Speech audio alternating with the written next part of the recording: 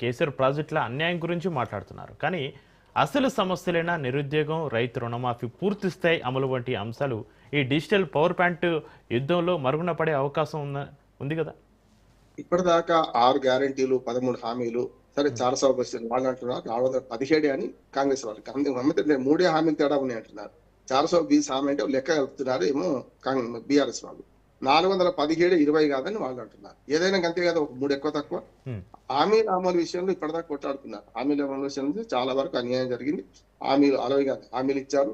వాళ్ళు ఒకటంటే మేము రోడ్డు ఇస్తామన్నారు, అన్ని గుళ్ళకి అయిపోయినాయి. ఇప్పుడు బడ్జెట్ లేదు.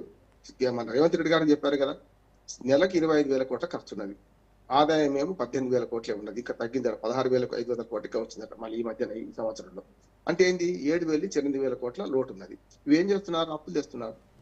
నేను చెప్పేది రోజువారీ పరిపాలన చక్రి. ఒకటేమో మనకు ప్రభుత్వ ఉద్యోగుల జీత భత్యాలు, పెన్షన్లు. రెండోదేమో సంక్షేమ పథకాలు. అట్లాగే మూడోదేమో ఇప్పుడు ఏవైతే వీళ్ళు ఇస్తున్నారో మనకు మిగతా మూడు పద్ధతుల కింద పోతున్నాయి మొత్తం అంతా కూడా. ఈ 3 పద్ధతులు దాటి అభివృద్ధికి రూపాయి ఉంటలేదు. సమస్య కూడా వస్తుంది.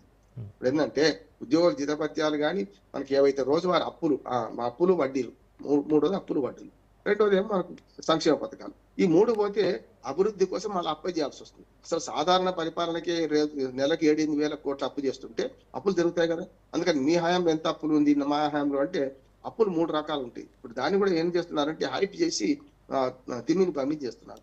నిజంగా చెప్పాలంటే భట్టి విక్రమార్క గారు అసెంబ్లీ సాక్షిగా చెప్పింది ఏంటంటే గత 10 ఏళ్ళ ప్రభుత్వం చేసినప్పుడు 3,70,000 కోట్లు మాత్రమే, 71,000 కోట్లు అంతకుముందు ఉండే. ఇది బడ్జెటరీ అప్పులు అంటారు.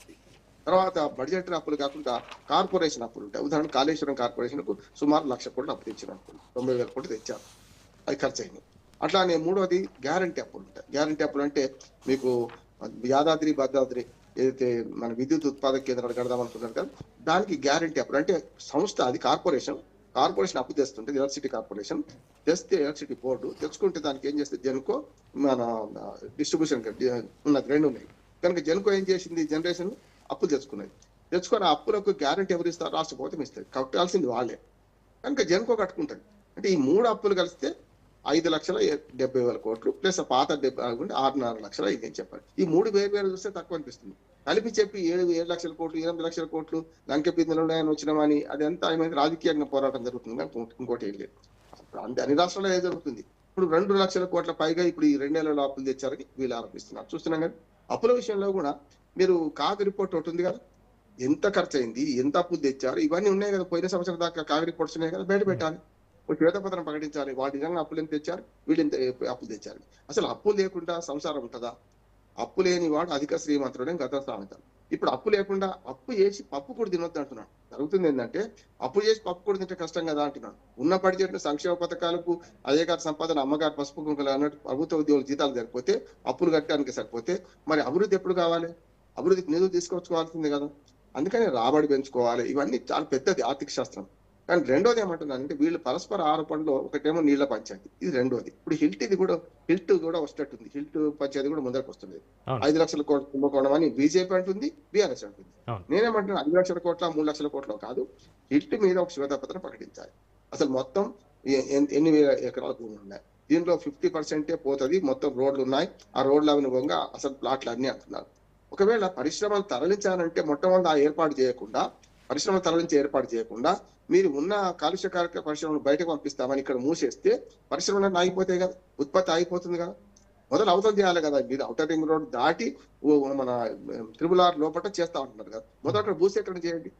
అంతేందుకు మనకు ఇంతకు ముందు ఔషధ నగరి అంటే మన ఫార్మా సిటీ అనేది 16,000 ఎకరాలు సేకరించారు, ఏది గతంలో కేసీఆర్ ప్రభుత్వంలో. ఇప్పుడున్న వీళ్ళు అంటున్న ఫ్యూచర్ సిటీ అనే ప్రాంతంలో ఫార్మా సిటీ కడతాము, ఇంకేం కట్టమని కేంద్ర ప్రభుత్వం మన రాష్ట్ర ప్రభుత్వం మన హైకోర్టు ముందు హామీ ఇచ్చింది కదా. ఇప్పుడు ఫ్యూచర్ సిటీ అంటున్నారు. అందుకని ఏమంటా అంటే అది ఫార్మా పరిశ్రమకు అయితే ఆ ట్రీట్మెంట్ ప్లాంట్లు కొత్తగా వస్తాయి. ఇప్పుడు మీరు ఒక పని చేస్తే ఏంటంటే పాత ఇంటిని ఎంత బాగా చేసినా కూడా, ఎంత మెరుగు తిందినా కూడా, లక్షల కోట్లు ఖర్చు అయినా కూడా పాత ఇంటిని బాగా చేయలేదు. కొత్త ఇల్లు అయితే మనం రోడ్లు బాగా తీసుకోగలుగుతాం, ట్రీట్మెంట్ ప్లాంట్ బాగా పెంచుకోగలుగుతాం. ఇప్పుడు ఫార్మా సిటీ అనే దాన్ని తీసేసి ఇప్పుడు ఫ్యూచర్ సిటీ అన్నారు. మరి పోనీ అది పక్క పెడదాం. మీ విధానం, మీది ప్రభుత్వ విధానాలు ప్రయారిటీ ఉంటాయి. కానీ పరిశ్రమలు తరలిస్తే దీన్ని అమ్మే పరిస్థితి ఉంటే ఏం చేస్తారు అంటున్నాను. దీంట్లో చాలా సమస్యలు ఉన్నాయి. పర్యావరణ సమస్య ఉంటుంది. హిల్ట్ భూముల్లో మీరు కనుక అపార్ట్మెంట్లకు తావిచ్చారు అనుకోండి, ఒక చిన్న ఉదాహరణ చెప్తాను. అజమాబాద్ ఇండస్ట్రియల్ ఏరియా ఉంది. అక్కడ ఎప్పుడో నిజాం అప్పుడు పెట్టింది. ఇప్పుడు అక్కడ అన్ని పట్టణాలు ఏవి నడుస్తలేవు ఖాళీ. ఎందుకంటే కాలుష్యకారక పరిశ్రమలు ఉండదు అనుకున్నాను. అక్కడ చార్మినార్ సిగరెట్ ఫ్యాక్టరీ ఉండే, గోల్కొండ సిగరెట్ ఫ్యాక్టరీ ఉండే. నేను చిన్నప్పుడు బస్సులో పోతే 1 నెంబర్ బస్సు ఎక్కిపోతుంటే అక్కడ రాగానే గలీజ్ వాసన వస్తుంది. ఎందుకంటే పొగాకు క్యూర్ చేస్తుంటారు కదా, చాలా పెద్ద ఎత్తున వాసన వస్తుంది. ఇప్పుడు అక్కడ తీసేశారు కదా. ఆ భూముల్లో అపార్ట్మెంట్లు కడితే ఏమవుతుంది? ఆ రోడ్ అదే ఉంటది కదా. ఇప్పుడు మనకి ఎక్స్ రోడ్ నుంచి మనకు అటు పోయే నల్లకుంట పోయే రోడ్ అయితే అదే ఉంటది కదా.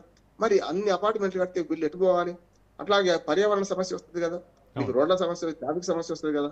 నేనేమంటున్నానంటే ఇంటి భూములు స్వాధీనం చేసుకుంటే దానికి ప్రజోపకరమైన పనుల కోసం ఉపయోగించండి, దాన్ని నమ్మకండి. ఉదాహరణ ఆసుపత్రులు కట్టాలి, 4 దిక్కులు 4 ఆసుపత్రులు కడతా అన్నారు కదా.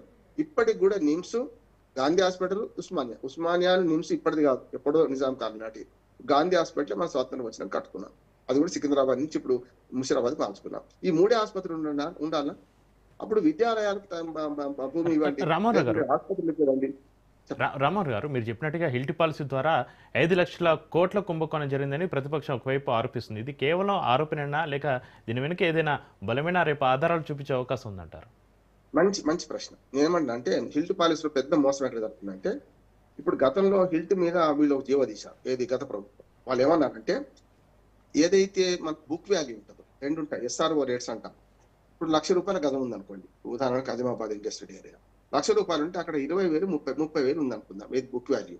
వాళ్ళు ఏమన్నారు గత పాలసీ ప్రకారం ₹30,000 చెల్లిస్తే, గజానికి ₹30,000 చెల్లిస్తే వాళ్లకు మొత్తం ఇచ్చేస్తాను. ఏది గత పాలసీ. ఇప్పుడు హిల్ట్ పాలసీ మొదలు రూపొందింది 3 ఒకటి అజమాబాద్, రెండోది మనకు మన ఇక్కడ బాలానగర్, ఆ తర్వాత ఇంకొకటి. ఈ 3 వాళ్ళు నిర్వహించారు. వాళ్ళు ఏమన్నారంటే బుక్ వాల్యూ మొత్తం కట్టాలి. ఒకవేళ రామ్మోహన్ రావు పేరు మీద నేను తీసుకున్నాను అనుకోండి, అంతకుముందు నేను భూమి ఏది ప్రభుత్వం నుంచి తీసుకుంటే నేను మీకు అమ్మాను అనుకోండి. ఇప్పుడు మీకు అమ్మినప్పుడు నాకైతే 30,000, మీకైతే 60,000 అన్నారు. అంటే డబుల్, అంటే రెండో చెయ్యి మారితే అది ఎక్కడైనా సరే. ఇప్పుడు ఈ పాలసీ మార్చి ఏం చేశారంటే వీళ్ళంటే ఆ 30,000లో 30% కలిసి సరిపోతాను. చూడండి ఎంత తేడా వచ్చింది. హిల్ట్ పాలసీ దోపిడీ ఎక్కడ వచ్చిందంటే గత జీవోనేమో SRO రేటే మార్చాలి. యాక్చువల్గా అప్పుడు అన్యాయం అంటున్నాడు. అప్పుడు ఏం చేయాల్సి ఉండే, SRO రేట్ ₹1,00,000 అంటే కనీసం 60,000 ఉండాలి కదా. ఇప్పుడు మీకు బయట మార్కెట్ రేట్ ₹1,00,000 ఉంటే SRO రేట్ 30% ఉండలేదు, కొన్నిసార్లు 20% ఉండలేదు. చెక్ ఈ సమస్య ఎక్కడ వస్తుందంటే బుక్ వాల్యూ మార్చకుండా అమ్ముదాం అనుకున్నప్పుడు అన్యాయం జరుగుతుంది. బుక్ వాల్యూ మార్చి అమ్మినా కూడా వీళ్ళు చేస్తున్న పని ఏంటంటే, గతంలో బీఆర్ఎస్ పార్టీ ఇచ్చిన జీవోలో 30% అంటే 30లో మళ్ళీ 30% అన్నారు. అందుకంటే హిల్ట్ పాలసీలో మోకడం ఉంది గ్యారంటీ. కానీ ఇది ఏమైతుందంటే దీనిలో ఒక అమికబుల్ సెటిల్మెంట్ చేసుకొని ఈ భూములన్నీ స్వాధీనం ప్రభుత్వమే చేసుకోవాలంటున్నాం. డబ్బు లేకుండా 50% ఇచ్చేయమంటున్నాం. ఏది వాళ్ళకి 50% వాళ్ళకి ఇవ్వాలి, 50% గవర్నమెంట్ స్వాధీనం చేసుకోవాలి. అప్పుడు ఆటోమేటిక్ గా డబ్బుల సమస్య రాదు కదా. Thank you.